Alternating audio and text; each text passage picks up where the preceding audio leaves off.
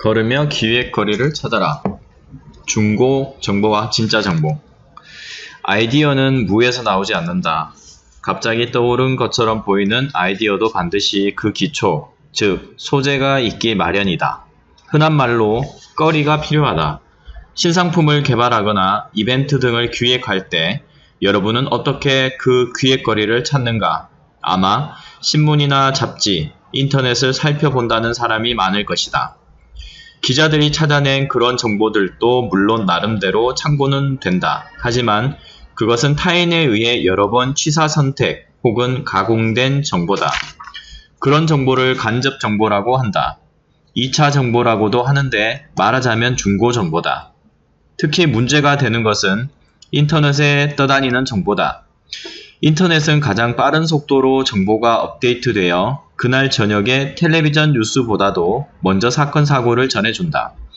인터넷에서 속보를 듣고 텔레비전과 신문을 통해 상세한 소식을 살피는 것이 일반화된 요즘, 누가 인터넷의 효용에 대해 의문을 제기하겠는가? 하지만 인터넷을 통해 쏟아지는 엄청난 정보 가운데 무엇이 사실이고 어떤 것이 진정한 가치가 있는 정보인지는 어느 누구도 가르쳐주지 않는다. 동시에 이런 수많은 정보들 가운데서 보호를 받기 위해서는 개개인의 판단력과 교양의 수준이 더더욱 절실하게 요구된다. 정보의 질뿐만 아니라 속도 면에서도 생각해 볼 필요가 있다. 예컨대 상품을 기획할 때는 소비자층의 트렌드를 살피게 된다. 그래서 잡지나 인터넷을 뒤적거려 기획에 도움이 될 만한 유행을 찾았다고 하자. 그러나 어느 유행이 대중매체나 인터넷에서 화제가 되고 있다면 그것은 이미 그 트렌드가 절정을 향해 치달을 때다. 경우에 따라서는 절정을 지났을 수도 있다. 그런 정보로부터 획기적인 상품 기획이 가능할 리 없다. 손해보지 않을 정도의 상품만 만들어도 다행일 것이다. 정보는 다리로 찾는다. 결국 탁월한 아이디어, 독창적인 아이디어를 창출하려면 직접 정보, 즉 1차 정보에서 소재를 찾아야 한다. 직접 정보는 다리에서 나온다. 스스로 걸어다니며 찾은 화제, 혹은 길을 가다 관심이 쏠린 주제야말로 진짜 정보다. 걷기를 통한 정보 탐색은 신문이나 잡지, 인터넷 검색에 비해 답답한 방법이다. 며칠을 돌아다녀도 이렇다 할 소재를 찾지 못하는 경우도 있다. 하지만 쓸만한 소재를 발견하기만 하면 그것은 타인의 손때가 묻지 않은 자신만의 정보라 할 수 있다. 최근 일본에서는 예쁜 그림이 그려진 화려한 맨홀 뚜껑이 유행이다. 이것은 어느 지자체의 수도과 직원이 산책하다 떠올린 발상에서 탄생한 작품이라고 한다. 맨홀 뚜껑에는 보통 미끄럼 방지를 위한 기하학 무늬가 단조롭게 새겨져 있는 것이 대부분이었다. 그는 이것을 좀 더 재미있게 표현할 수 없을까 생각하고 직장 동료에게 의견을 물었다. 그러자 맨홀 뚜껑이야 어차피 지저분해지기 쉬운데 눈에 띄지 않는 것이 나을 테니 지금과 같은 상태로도 괜찮지 않느냐는 대답이 들어왔다. 그러나 어차피 길에 놓아둘 바에야 좀 더 적극적인 역할을 부여하자고 생각한 그는 맨홀 뚜껑을 제작하는 공장 직원에게 상담을 요청했고 바탕 무늬를 꽃이나 경치로 꾸며보자는 결론을 얻었다. 이리하여 신형 뚜껑이 만들어졌지만 주물이다 보니 그다지 눈에 띄지 않았다. 유심히 길을 관찰하는 사람만 알아차릴 뿐 대부분은 그저 미끄럼을 방지하기 위한 모양이라고 여겼다. 그래서 주물공장 기술자가 연구 끝에 문양을 새긴 부분에 컬러 수지를 주입해 보았다. 그러자 아름다운 꽃과 경치가 선명하게 드러나는 것이었다. 이것이 일본의 전국 지자체로 확산되고 있는 컬러 맨홀 뚜껑이다.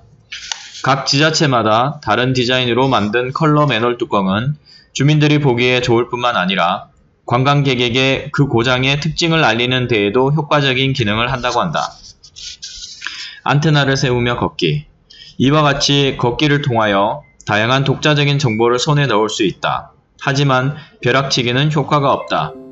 다시 말해 평소 잘 걷지 않던 사람이 신제품 개발을 하겠다고 그제야 거리를 돌아다닌다 해도 도움되는 정보가 그리 쉽게 눈에 들어오지는 않을 것이다. 반면 평소 자주 길을 걸으며 소재를 축적하는 사람은 기획에 도움이 될 만한 힌트를 그 축적물 속에서 쉽게 꺼낼 수 있다. 축적물 속에서 당장 필요한 소재를 찾지 못하더라도 걷기를 통해 정보에 민감한 감성이 단련되었기 때문에 어디에 가면 어떤 정보를 찾을 수 있겠다는 직감을 발휘할 수 있다. 아이디어 창출에 도움이 되는 소재를 축적하기 위하여 평상시에 다음 4가지 사항을 가슴에 새겨두고 걷도록 하자. 1. 되도록 다양한 길을 걸어라. 걷는 범위가 넓을수록 다양한 정보를 입수할 수 있다. 휴일에 산책이나 운동을 할 때에는 매번 다른 길을 걷도록 하자. 출퇴근을 매번 다른 길로 다닐 수야 없겠지만 시간이 크게 차이 나지 않는다면 때로는 가지 않던 골목길로도 가보자. 시간 여유가 있으면 평소와 다른 길을 걸어보는 것도 괜찮다. 2. 문제의식을 갖고 걸어라. 전파를 잡으려면 안테나를 세워야 한다. 길에서 정보를 수집할 경우 안테나에 해당하는 것이 문제의식이다. 자신의 업무에 필요한 정보가 무엇인가? 지금 안고 있는 문제가 무엇인가? 앞으로 무엇을 하고 싶은가 하는 식의 과제들을 늘 머리 한쪽에 넣어두고 걸으면 그와 관련된 소재가 쉽게 눈에 들어온다. 3. 차이점이나 변화에 주목하라. 재미있거나 색다른 것이 눈에 띄면 평범한 것과 어떻게 다른지 관찰해보자. 그렇게 함으로써 그것을 소재로 삼을 수 있을지 판단할 수 있다. 또 같은 길을 걷거나 같은 장소에 가다 보면 시간의 경과에 따른 변화를 감지할 때가 있다. 예를 들어 사람들의 바뀐 옷차림이라든지 새롭게 유행하는 핸드폰 디자인이라든지 못 보던 길거리의 광고나 전단에서도 아이디어는 시작될 수 있다. 4. 기록을 하라. 정보 수집을 위해 안테나를 세우고 길을 걸을 때에는 반드시 메모할 도구를 갖고 다니자. 디지털 카메라나 수첩 혹은 녹음기를 휴대하도록 하자. 간혹 발견하는 재미있는 소재가 당장에 유용한 것이 아닐 수도 있다. 1년쯤 지나서 기묘하게 쓰이는 경우도 있다. 그런 때에 대비하여